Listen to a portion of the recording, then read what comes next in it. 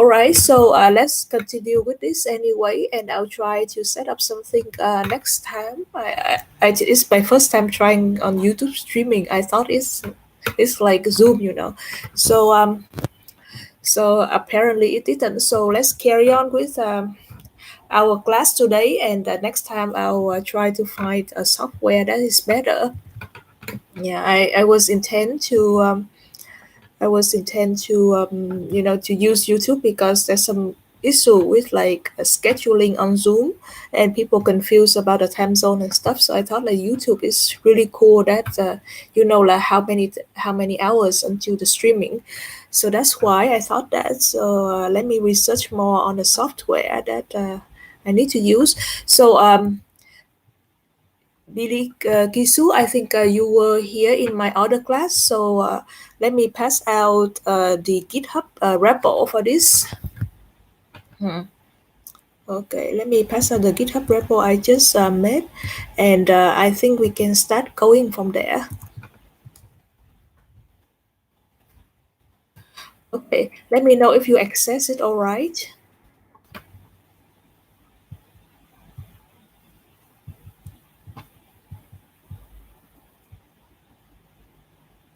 Okay, awesome. Oh, that's all right. That's all right, Harris. Welcome back. So let me see if I can. Oh, I have an idea. So I have a board at my room. So how about if I can instead of looking at the slides, we can do both. So we can look at the slide and we can also look at my drawing and my explanation of the concept because what we have today is really close to my domain. So I'm very comfortable with explaining it both way. So let's do that. Hey guys. Hello. So let me give me a minute. I'll need to erase my board and we can start with the streaming on my drawing and my explanation on the board. So give me a minute. So please take a look at the slide.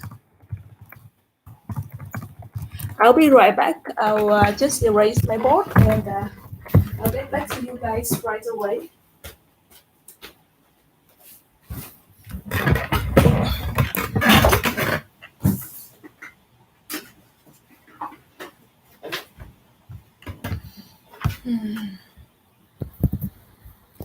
Okay. Ooh.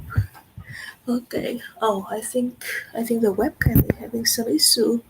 Okay. Awesome. So, this is difficult to erase. Oh gosh. So many things going wrong. So okay. I'll just start to go. I need to move this. So I'll just start to tell you a little bit about the certificate. So at first, when I look at different certification on the like on the data engineer on the Azure, AWS, GCP, I see like there's a lot of skills that can be transfer from one certificate to another. So in the first few sessions, I just don't want to talk solely on the Azure data engineer, but then the data engineer skills and what you need to know in general. And then I think in the fourth and fifth sessions, we will start to go deeper in like Azure, some fundamental cloud computing and on Azure, and also things like Azure Stack, what is available there for data engineer. So that way, once you finish with the course, you know about Azure, you know about data engineer, and you also can apply the knowledge of data engineer on Azure to other certifications. So that is my plan. It doesn't come out. Okay, give me a moment to you guys take a look at the slides. There will be concepts about data warehouse, database, data mesh, and stuff like that. I need to get some paper to erase this stuff. So give me a minute. Oh, that's a wet wipe here. And next time I'll have to. Oh, I think. Oh, I see. Oh, okay. So the new version doesn't. Oh, that's so bad on Facebook. I mean, YouTube. Why do they do that? People now because nowadays like online learning is so popular, so they need to consider that instead of removing that feature. That's just terrible there. Gosh. Yes, but I kind of like this style where I can interacting and drawing and talking at the same time, so I don't mind at all because this topic is really, really close to what I'm passionate about and what my domain and my study. I hope you guys hear me clear though. Okay, I just moved the computer close a little bit, so I hope you guys can hear me clear.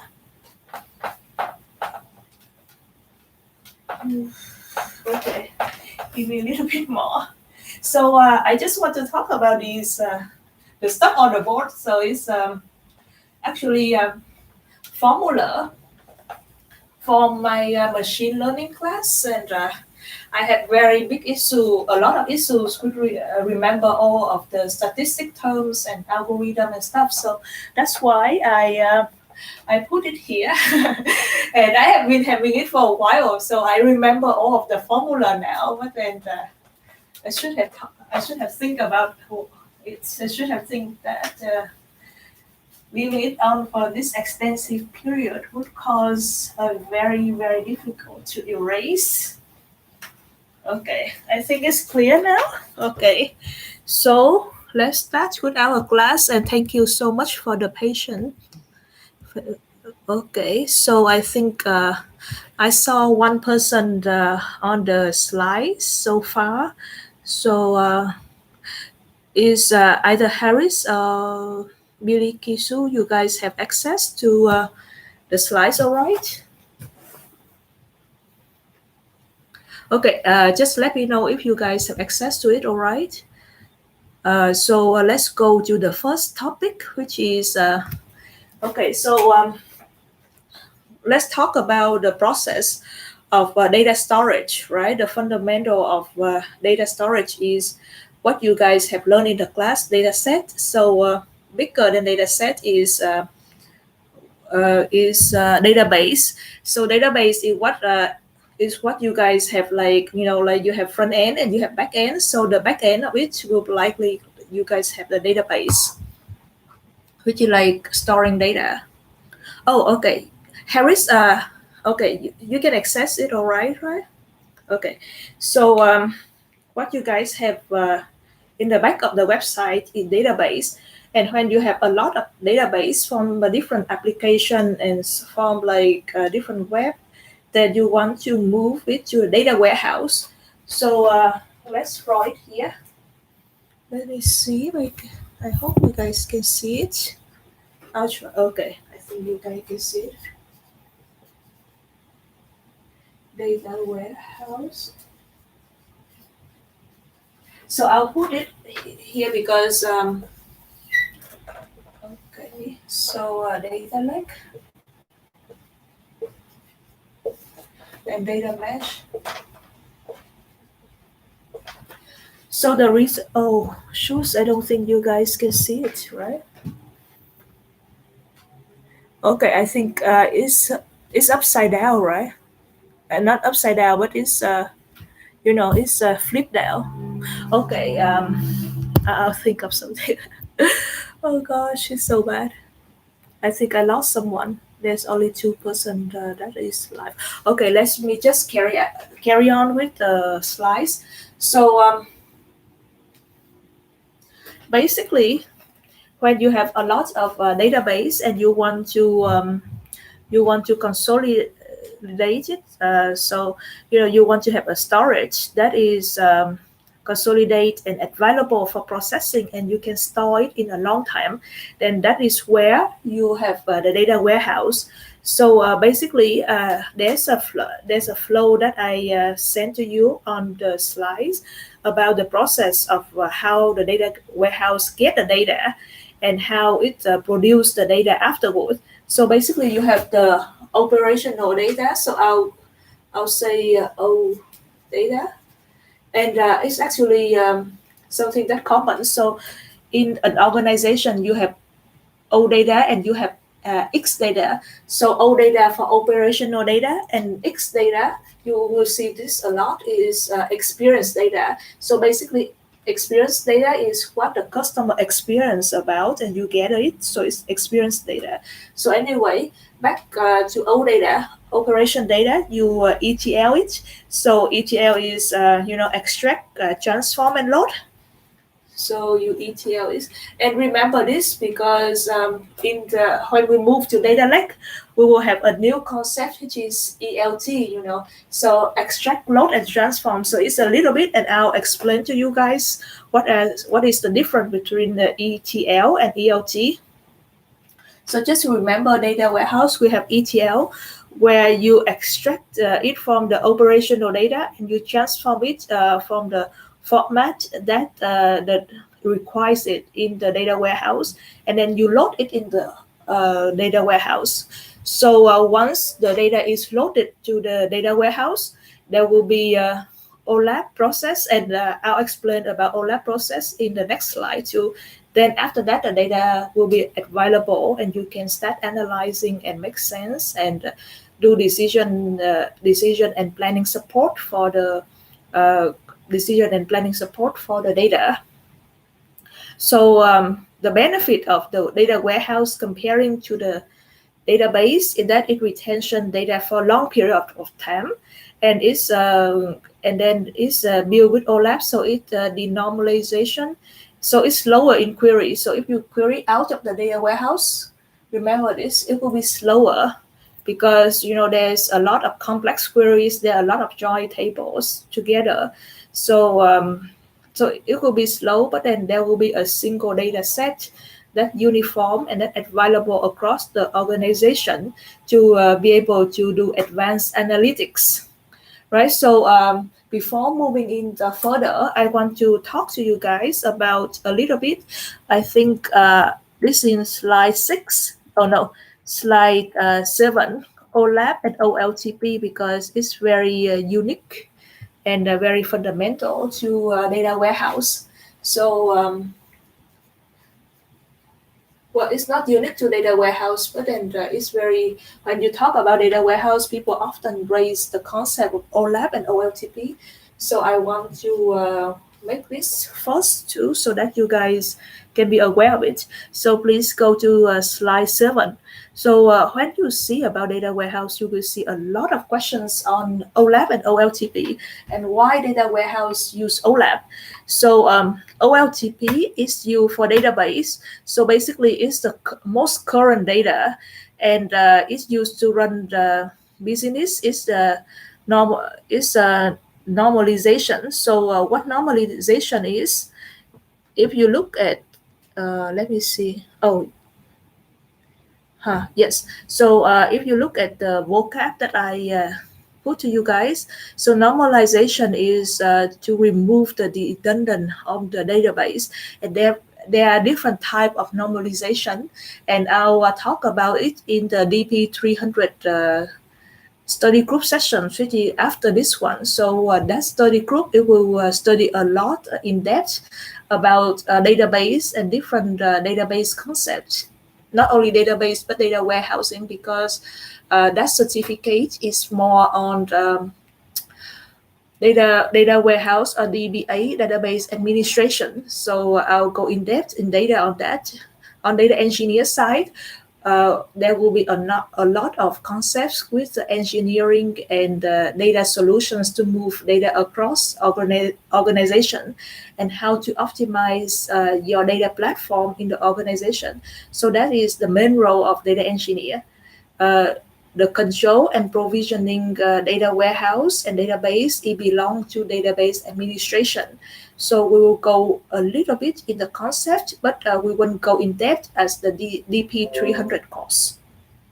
Okay, so OLAP basically is slow query. It denormalized. It's mainly used for plan and decisioning support. So I would say, for example, OLAP type of query, we would deal like how many products a customer bought, while OLTP, it would be like who buy what product, So that is something you should keep in mind. And OLAP is specialized to use in data mining, and is used a lot of highly complex queries, while OLTP is more for like simple short queries. Okay, so those are the theory. I don't think you guys will likely to see it at the beginning. Yeah, as Azure certification. Yeah, I don't think you will see it. I'll double check on the core content, but I haven't seen it mentioned. So I just want to throw out there because it's also a very basic concept of data engineer. So let's go back to our slide in data warehouse. So I want to touch on the vocab of prune a little bit. So what is prune? So if you plant a tree and you used to with gardening tools and stuff like that. So a prune is where you cut out the branches, right? So it's similar in data warehouse. So prune is where you cut out duplicate data and drop out data that you no longer use. So is it what the meaning is? So there are few vocab that I want to highlight so that you guys can be familiar with, and you guys can keep in mind and use it for later when you are in the data field. Okay, so we just go to data warehouse. So let's just say this: data warehouse is the first and fundamental concept of the data platform revolution that we have been experienced. So the first phrase is data warehouse, and then we move to the data lake. And the reason why we move to data lake is because the more and more we have the data nowadays, there will be so many type of data that we cannot just simply put in data warehouse. So majority of the data warehouse it use a relational database. So let me touch on the concept of relational and unrelational database, and also structure and unstructured data. So I have written a blog about it. Ooh, I don't want to show you guys the messy part of my room. So let me send you guys my blog. So if you go to my website, let me see.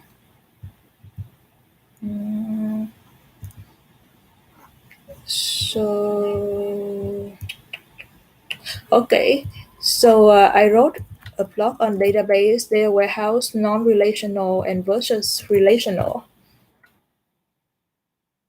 So please go to that blog.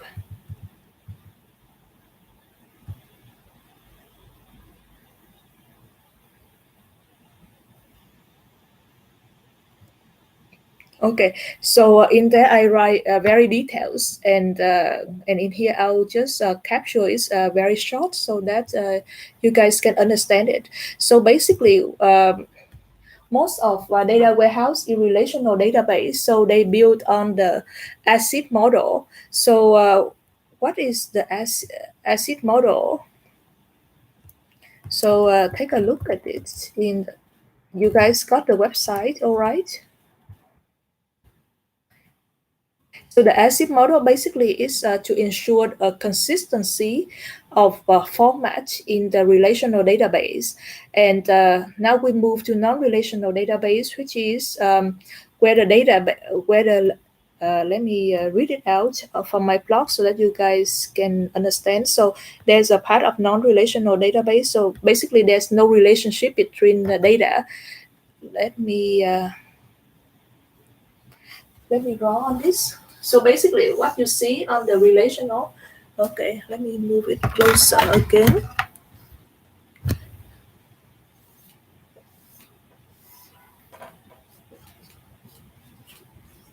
Right, so item. So for example, location. So ID. So this is relational data. So the relational data often in a very specific format that is similar to your Excel spreadsheet. You know, you have columns, you have items, you have, and there will be concept of like row-based and column-based oriented data. But let's talk about it later. Right now, please remember that relational data is data that have you can see the relationship between the data where like it organized in rows and columns. So unrelational data, what is unrelational data? So if you have a look at the example that I have on my blog, it's a JSON format. So basically data stored in non-tabular format, so you can have a document data, you can have graph, you can have like customer text messages, customer review, and YouTube videos, for example, pictures. So those are all non-relational data. Unrelational data is where like you don't see the relationship between the data at all.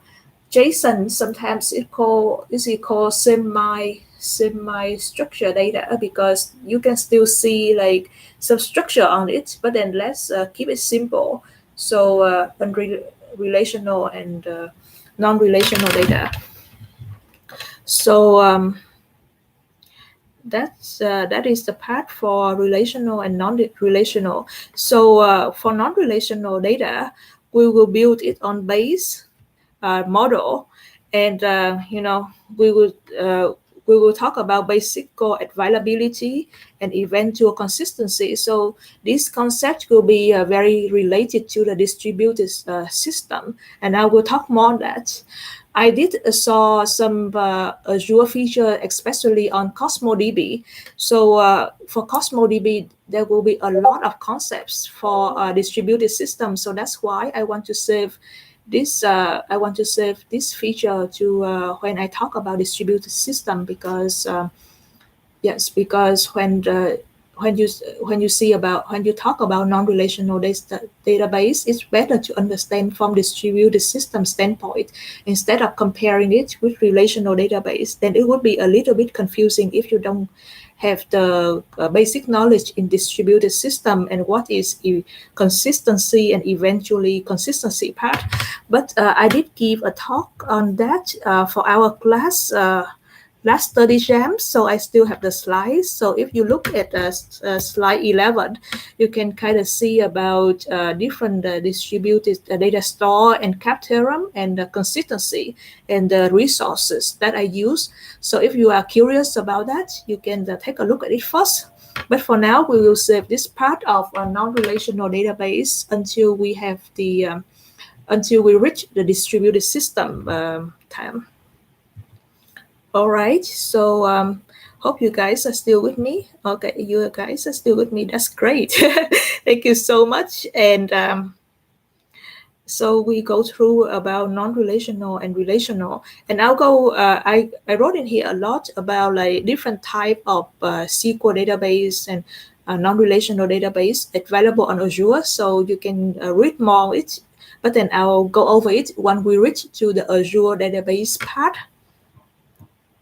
All right, so so that is for non-relational and relational database and structure and unstructured data.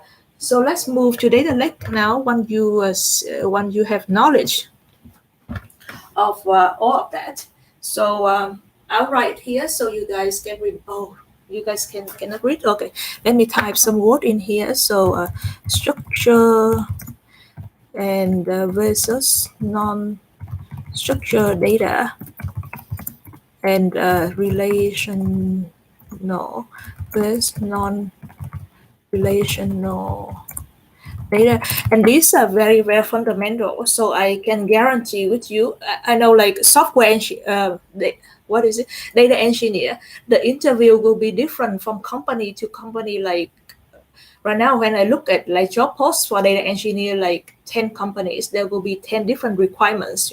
Some company will ask you to be really expert in software engineer and the other in system engineer.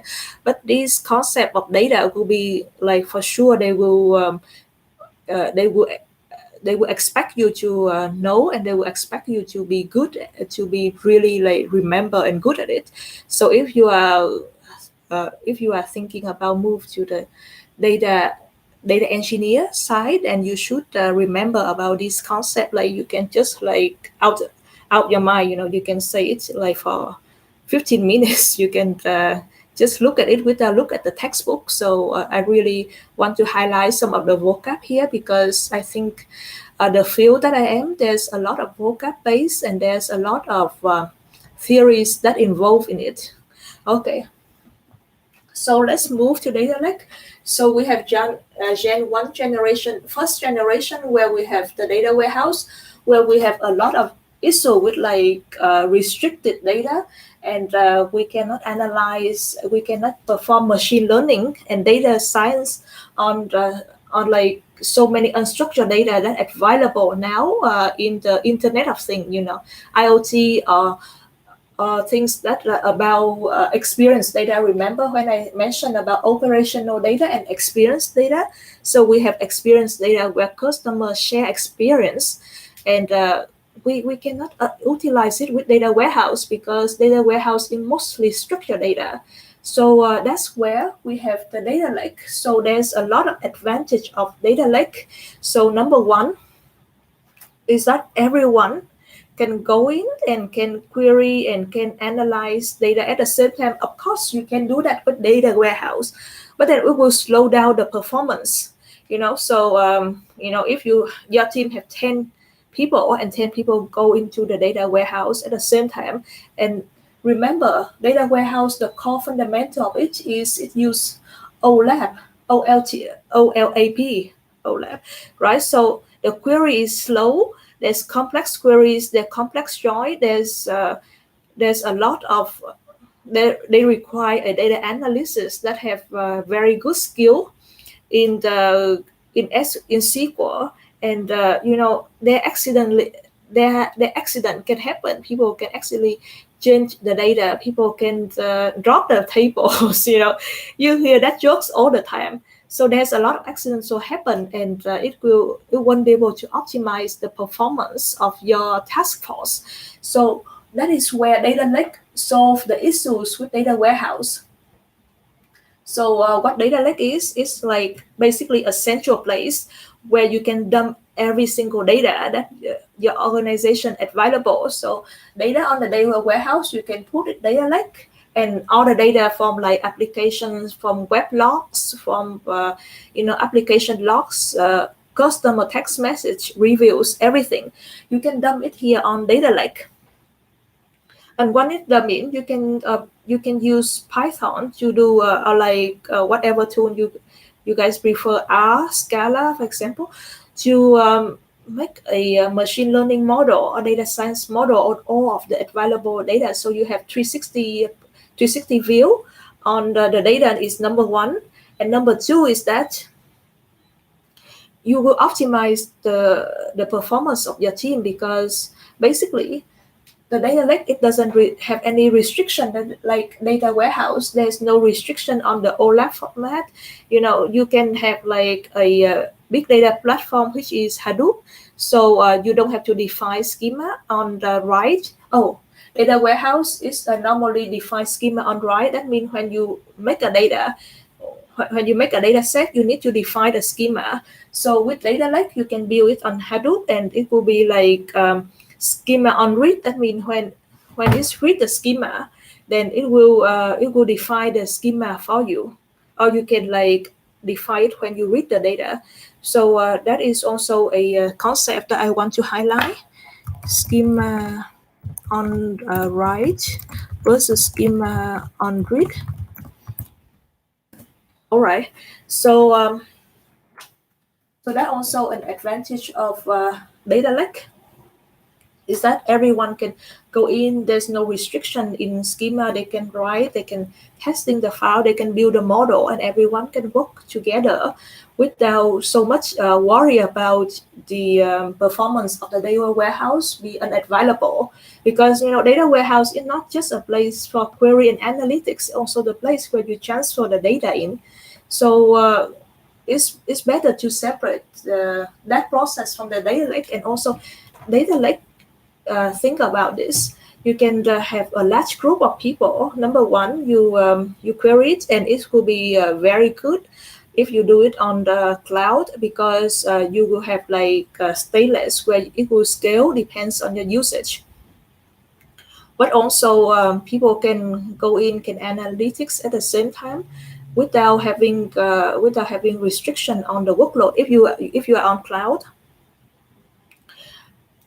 Yes, so and also using like Python, R code, and things like that. So those are the advantage, and so we moved it to data mesh. So it's still a theory and it's still a concept. Ooh, I think you guys can see it. Okay, so the third column that I have here is data mesh.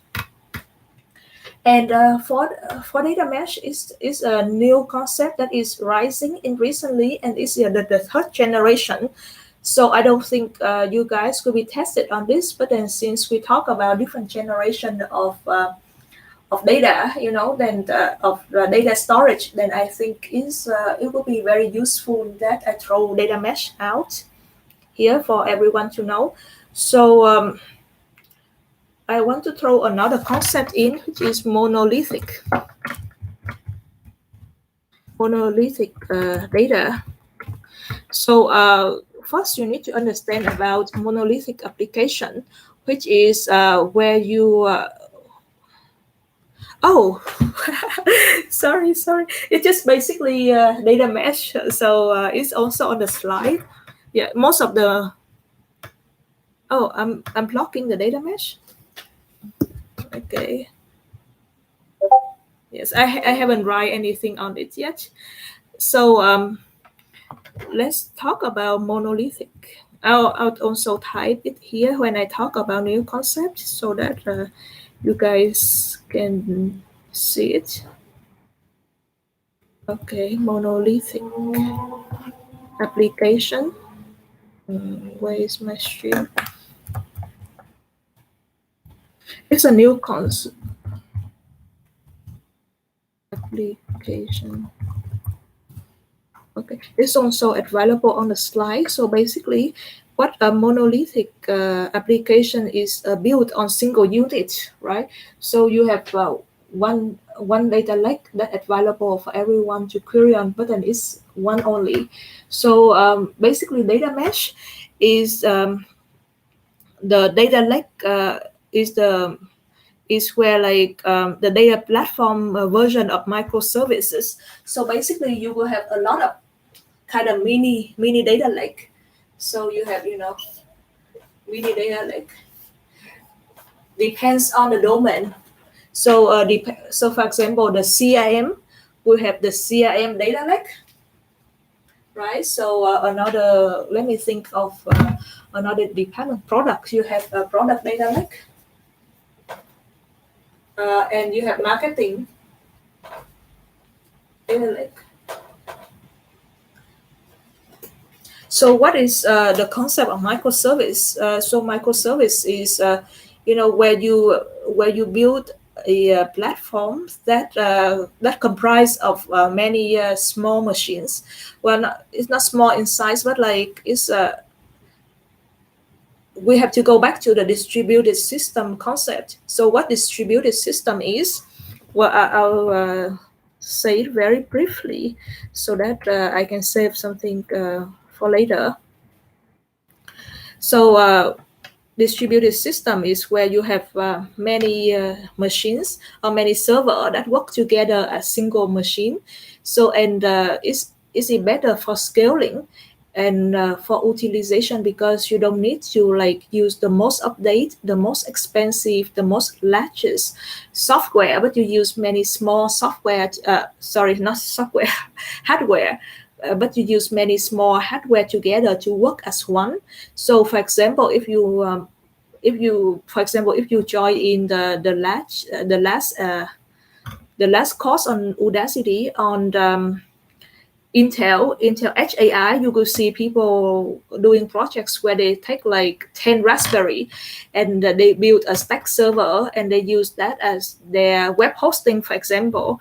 So it's possible, and this is the concept of microservices, is where you use hardware like Raspberry Pi, and then you stack them together to make it work as a powerful machine. So that also the concept of data mesh. So each there will be like multiple small data lake, and each of the team will be control and be responsible for their data lake, and there will be of course there like a team to centralize, not centralize, but to help the data flow, and also move and provisioning the overall architecture. So that is it with the data lake. Data mesh. So just imagine it. Imagine it is the uh, the microservice architecture of the data world. So that is the easiest thing that I can say about data mesh. There will be so many more on distributed system, and I'll save that part for the distributed system next time. You guys have any questions so far on this?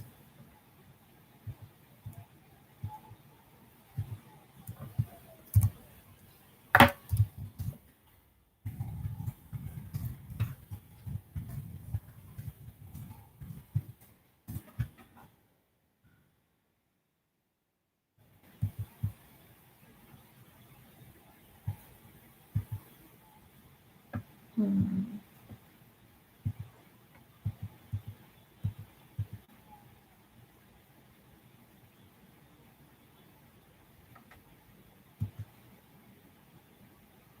Yes, sure. Please tell me more on the microservices. So there's two sides. Some people really think microservice is great. Some people think like it's a mesh to provisioning, and it's not about like a microservice. It's about the right architecture.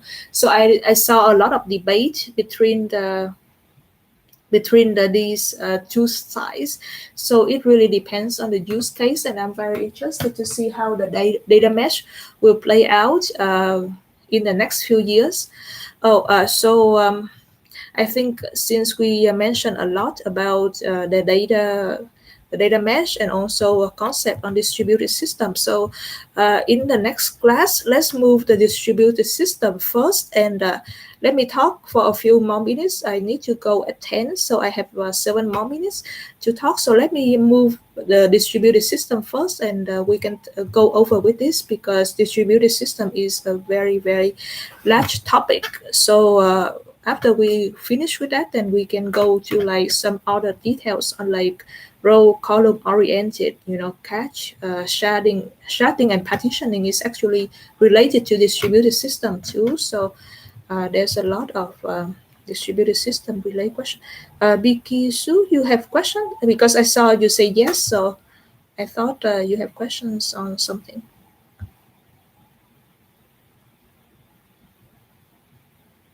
Okay, so let's continue on distributed system part. Okay, so what is the distributed system?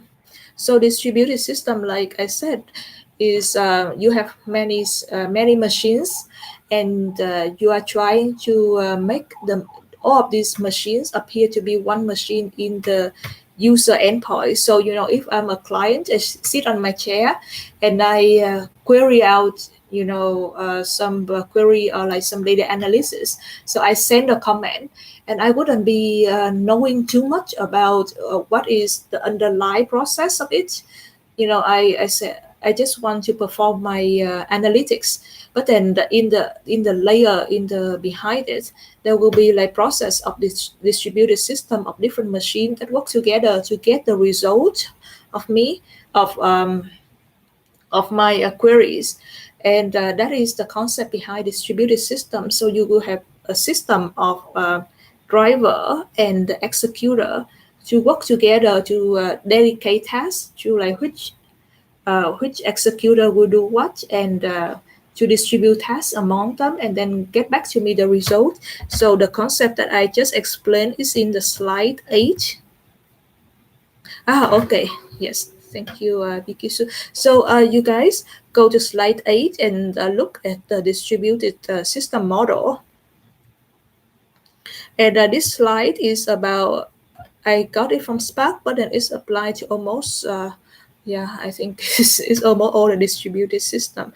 So let me talk a little bit about Spark and Hadoop and why I keep mentioning it in the almost all the classes of Udacity that I mentioned that I participated so far, because Spark and Hadoop is the big data analytics solution so far.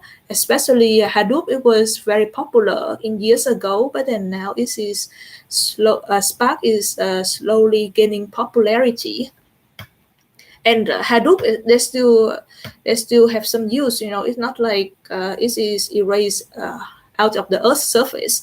So Spark is still built on the Hadoop file system, which is HDFS.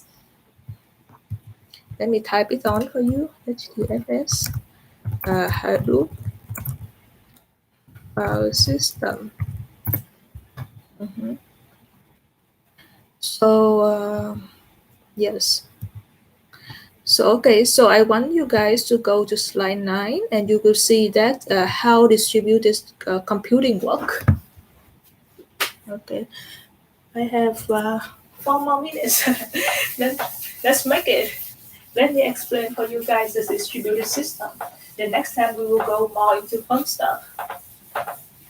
So next class I will go a little bit deeper in theory. So I will tell you guys two very influential paper that is crowd checking for the distributed system community.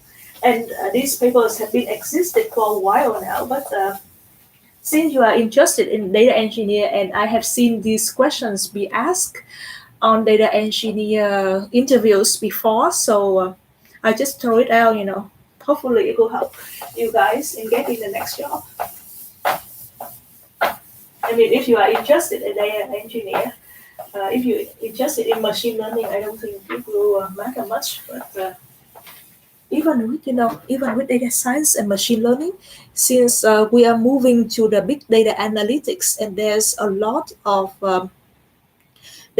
of need in optimize your data, your platform, be better of using the platform. I still think that it will be very beneficial for data science and machine learning people to have the fundamental knowledge in data engineer, because I often raise cases during our class, like if you are using Spark, or Spark in general, and if you use like Panda, Rich CSV, your whole executor, the whole machine that you're working on will be collapsed. Because the fundamental of distributed system is that you join many lower lower spec hardware together. So many, I would say many. Well, we don't use Raspberry Pi, but you can imagine that if you join many Raspberry Pi together to make a system, and then if you like Panda read from one single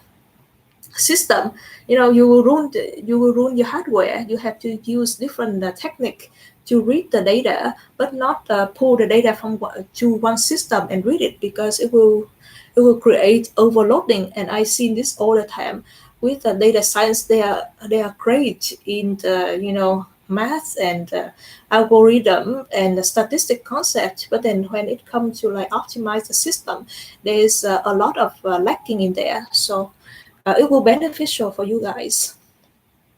Okay, so back to our topic.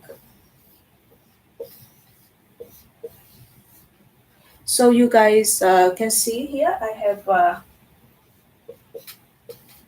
right. So the one that distribute task to other executor. So these are all the executor, and sorry, these are all the worker. Worker. So in each worker, there's a lot of executor. So basically, what executor is, it's just like tasks that are assigned to worker. So we call this driver and this worker, and then each worker there is different executor where the worker have to perform tasks, and after the worker perform tasks, they will get back to the driver and report that the task is complete and how much progress the task have complete, and the driver will send this report to the client. which is where we are at. And you often sometimes you can hear about another terms in master and slave.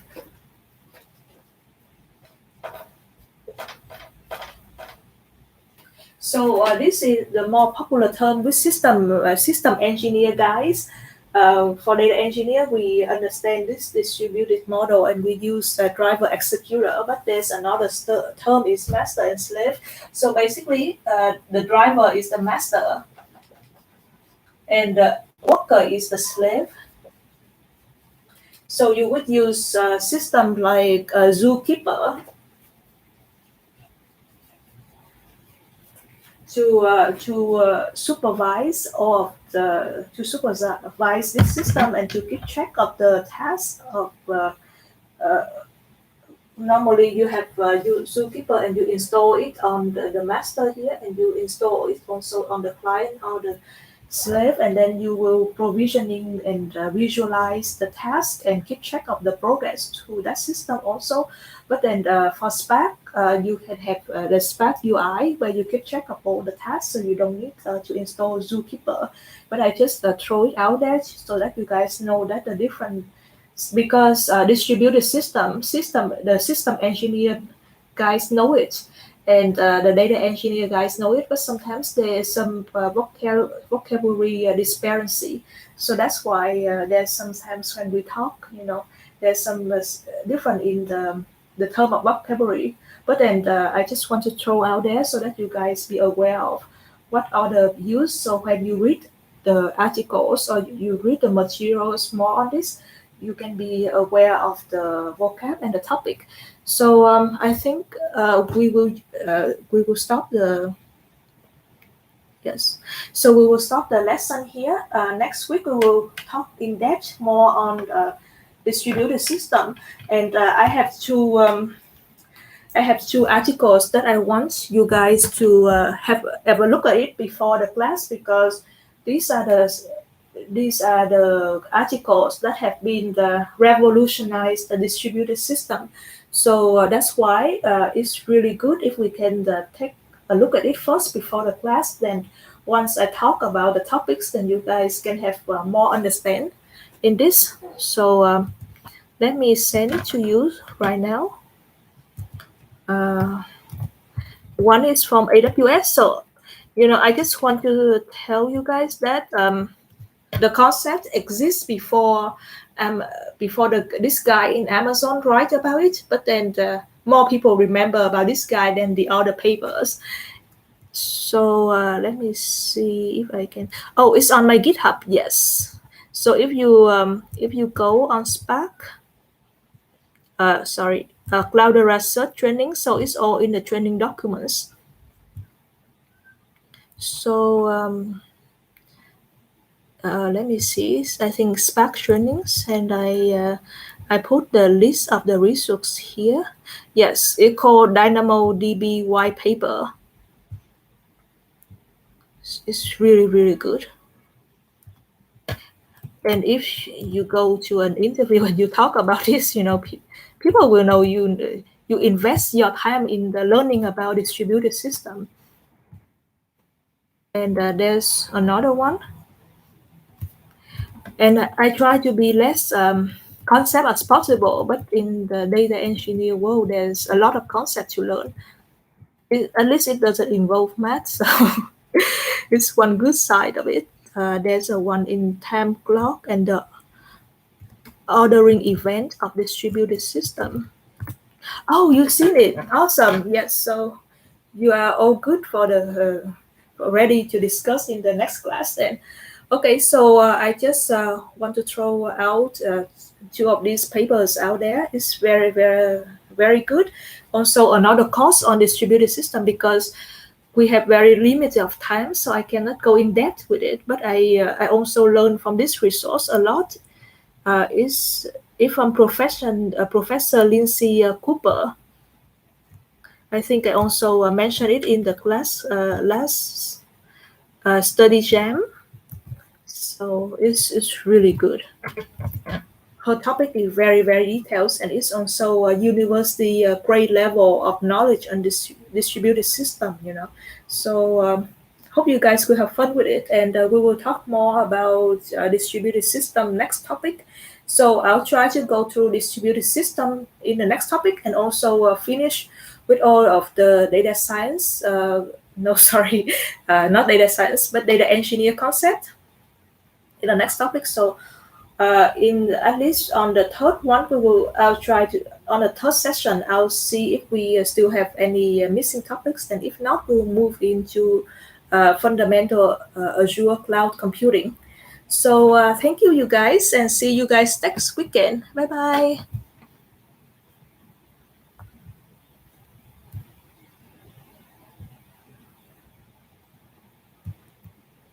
Bye bye.